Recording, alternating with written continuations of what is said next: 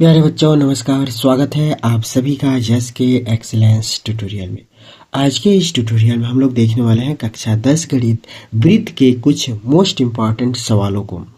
यह मात्र एक सवाल है जो यूपी बोर्ड एग्जाम में लगातार 2019 से 20, 21, 22, 23 में पूछा जा रहा है। यहाँ पे देख सकते हैं क्या सवाल है।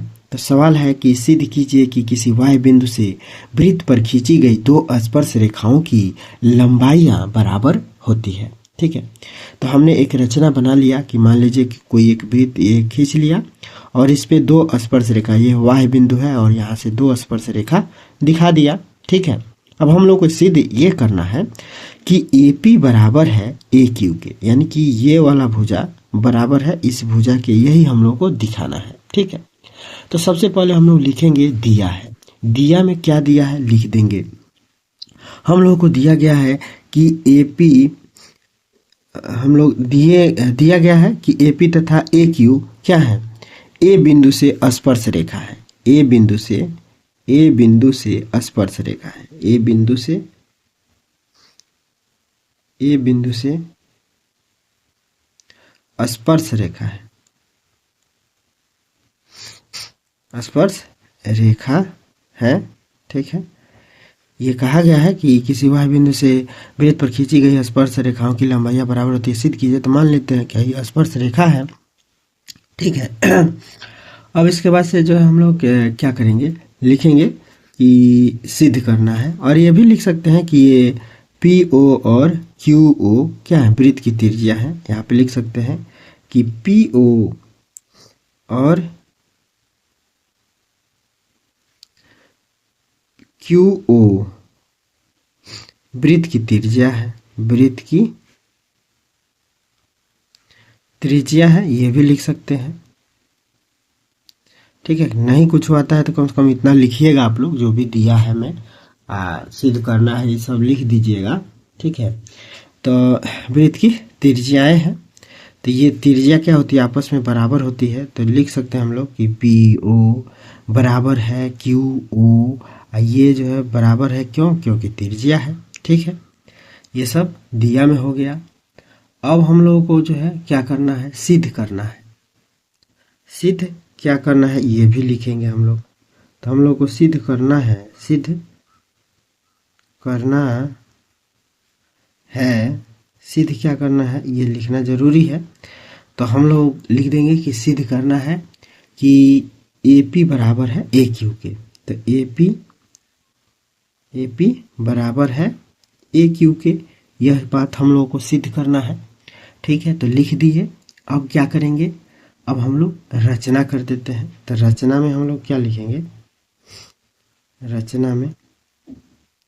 रचना में हम लोग लिख सकते हैं क्या कि हमने जो है क्या खींचा है, ये स्पर्श रेखाएं हैं। तो स्पर्श रेखा से OQ और OP खींचा गया है।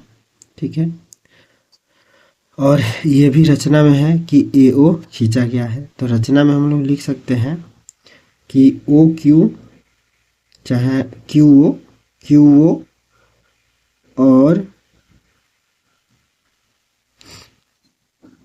OP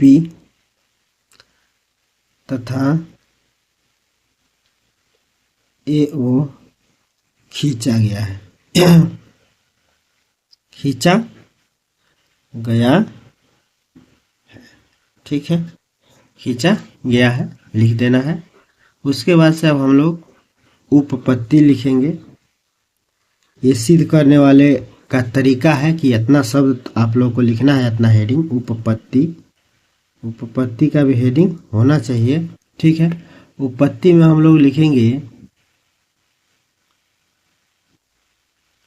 उपपत्ति में हम लोग लिखेंगे, देखिए अब इसमें हम लोग को फंडा क्या लगाना है, कैसे सिद्ध होगा कि ये चीज़ इसके बराबर है। तो हम लोग को फंडा यही लगाना है कि इस त्रिभुज को और इस त्रिभुज को सर्वांगसम सिद्ध कर देना है। ठीक है, तो सर्वांगसम कैसे सिद्ध करना है, देखिए ये वृत्त की त्रिज्या है तो ये बराबर होंगी, इस त्रिभुज में ये और इस त्रिभुज में ये बराबर हो गया। फिर ये उभयनिष्ठ है तो ये बराबर हो जाएगा। स्पर्श रेखा त्रिज्या पर लंब होता है, स्पर्श रेखा वृत्त की त्रिज्या पर लंब होता है तो ये 90 डिग्री हो जाएगा। ठीक, और ये 90 डिग्री हो जाएगा, तो ये 90 90 ये भी आपस में बराबर हैं, तो एक कोण और दो भुजा आपस में बराबर हो गई, तो ये त्रिभुज सर्वांगसम हो जाएगा। और त्रिभुज सर्वांगसम है तो सीपी सीटी से हम लोग कह सकते हैं कि ये भुजा जो इस भुजा के बराबर होगा। बस यही करना है हम लोगों को, ठीक है। तब यहाँ पे हम लोग लिख देंगे यहाँ पे कोण ए क्यू ओ, कोण ए क्यू ओ बराबर है कोण किसके, ए पी ओ के, कोण ए पी ओ के, क्योंकि ये प्रत्येक 90 डिग्री है, ठीक है। और प्रमेय एक हम लोग का यही कहता है कि प्रमेय यह कहता है कि स्पर्श रेखा त्रिज्या पर लंब होती है। तो यहाँ पे लिख देंगे प्रमेय, प्रमेय किस से, एक से, प्रमेय एक से, ठीक है। इसी का प्रमेय एक है कि स्पर्श बिंदु, स्पर्श रेखा स्पर्श बिंदु से होकर जाने वाले त्रिज्या पर लंब होता है, ठीक है। तो प्रमेय एक से हम लोग इसको कह सकते हैं और इसको समीकरण 1 दे सकते हैं। अब दूसरा बात क्या है कि अब यहाँ पे आप लोग उत्पत्ति में लिख दीजिएगा कि हम लोग कौन कौन त्रिभुज में देख रहे हैं, ठीक है। त्रिभुज भी लिखना जरूरी है, तो यहाँ पे लिखिएगा त्रिभुज, त्रिभुज ए क्यू ओ, त्रिभुज ए क्यू ओ तथा त्रिभुज ए पी ओ, त्रिभुज ए पी ओ समकोण त्रिभुज में, सम चूंकि ये 90 डिग्री है तो समकोण त्रिभुज होगा, तो समकोण त्रिभुज में अब हम लोग देखें तो आर जो है क्या होगा, यानी कि ओ क्यू बराबर होगा ओ पी के। तो यहाँ पे ओ क्यू बराबर है ओ पी के, क्योंकि प्रत्येक जो है क्या है, त्रिज्या है, तो त्रिज्या बराबर होती है, ठीक है। इसको समीकरण हम लोग 2 मान लेते हैं। अच्छा, अब जो है फिर ये ए ओ दोनों में उभयनिष्ठ है, तो ए ओ उभयनिष्ठ चीज बराबर होगा, तो ए ओ बराबर होगा ए ओ के, ठीक है। तो ये बराबर होगा उभयनिष्ठ से,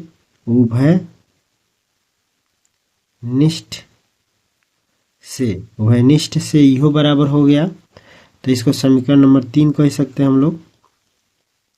अब हम लोग समीकरण 1 2 3 से देखें, 1 2 3 से, तो हम लोग कह सकते हैं कि यह जो है क्या है, त्रिभुज। अब हम लोग कह सकते हैं कि चूंकि त्रिभुज कौन, त्रिभुज ए क्यू ओ सर्वांगसम है त्रिभुज किसके, ए पी ओ के, ठीक है। क्यों, क्योंकि ए एस अभिगृहित से, एस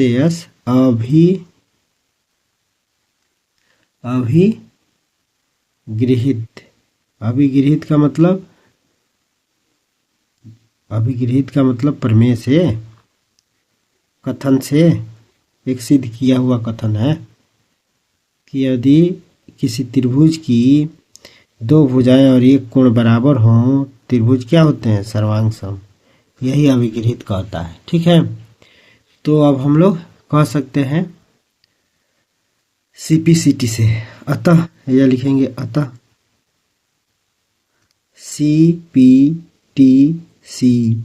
सीपीटीसी से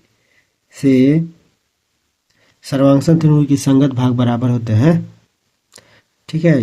ये इसको कहते हैं करस्पॉन्डिंग पार्ट ऑफ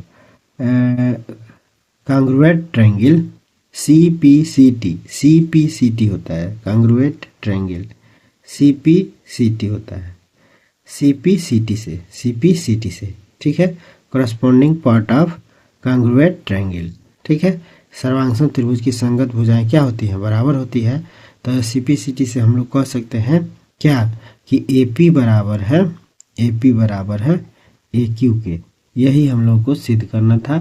इति सिद्धम लिख देंगे, यहाँ पे क्या लिख देंगे, इति सिद्धम। बस आप लोगों को 5 नंबर पक्का है, ठीक है। तो इस तरह से आप लोग इसको कर लीजिएगा। वीडियो अगर अच्छा लगता है तो इसको लाइक शेयर कर दीजिएगा, अपने यार दोस्तों में भी शेयर कर दीजिएगा, उनको भी बता दीजिएगा। जय हिंद।